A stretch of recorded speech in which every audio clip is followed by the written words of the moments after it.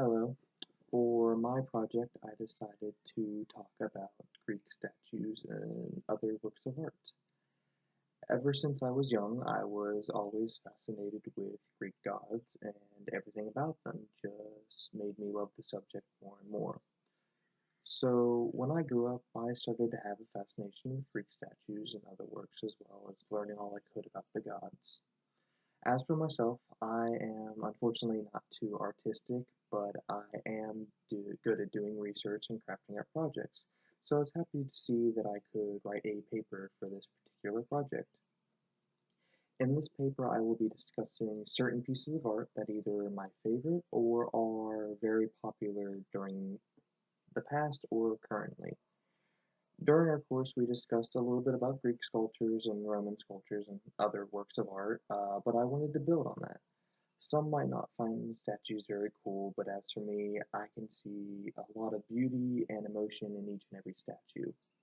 So I hope you can sit back and enjoy a little bit of knowledge that I can share with you. Firstly, I wanted to start with discussing my favorite Greek goddess and statue form, which would be Athena. Now, I've always enjoyed Athena because she really had it all. She had beauty, strength, intelligence, wisdom. It seemed like there was nothing or anything that she couldn't accomplish. She was well respected even amongst the gods. She was mainly known for being the goddess of wisdom and warfare. It is said that she may have received her name because she was the goddess who protected Athens. She is the daughter of Zeus and was believed to be born out of his forehead. As for statues and art goes, she can be seen carrying a spear, helmet, and an owl in most cases or statues or art depicted of her. The picture provided below is a statue that resides in front of the Austrian Parliament building, and as you can see, she is wearing her symbols she's known for, and it's truly a work of art and beauty. Next up, I wanted to discuss something known as Discobulus. Sorry if I'm butchering any of the names, some of them are hard and in other languages, and it is well known. You may not know it by its name, but I guarantee when you look at the picture below, you will recognize it. It is a statue that depicts a man or an athlete throwing a discus, which happened to be very popular during that time period. The one shown below happens to be in a Roman museum in Palazzo Massimo El Terme. The original was said to be made out of bronze, but it was lost to time, but Roman copies were made out of marble and were available. They were made out of marble because it was cheaper than a full bronze statue. Unlike the stillness of the previous picture, you can almost feel the energy that this statue creates.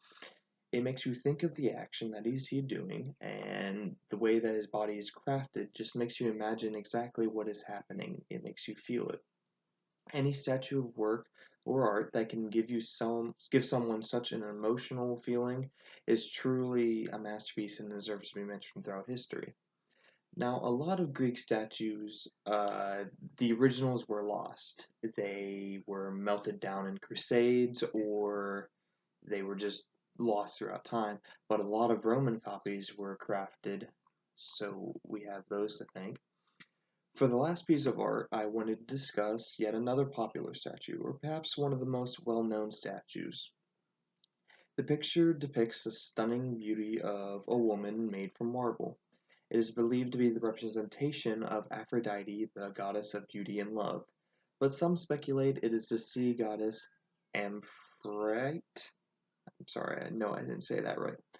The statue, besides losing both of its arms, is still intact and in amazing condition considering its age. Its name is the Venus de Milo and gets the name from Aphrodite's Roman name, Venus, and Milo due to its area of discovery. It is currently kept in a Paris museum as for permanent display. Being one of the most seen statues, it has inspired many artists in their works and has kept the history of Greek sculptures alive. In conclusion, there are many types of statues that the Greeks created, but it is amazing to see them in such good condition or replicated so well thanks to the Romans. Though the works of art may not be the number one interest of mine, which belongs to just learning about the gods themselves, it is still fun to research and look up stuff regarding these pieces. Personally, I enjoyed having a class where I could learn about the stuff that I enjoy that I wouldn't normally get to take during school.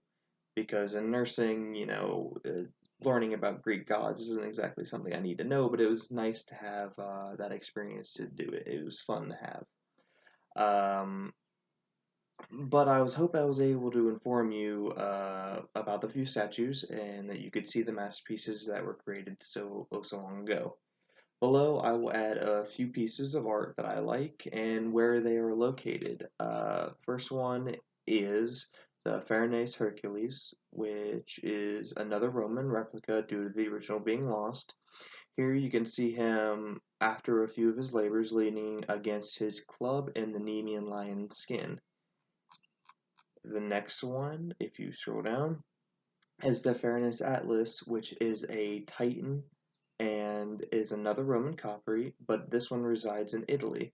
Here it is one of the first depictions of the celestial globe, and it is not a depiction of an actual world globe. And that is all I had to say about the extras. I hope you were able to listen.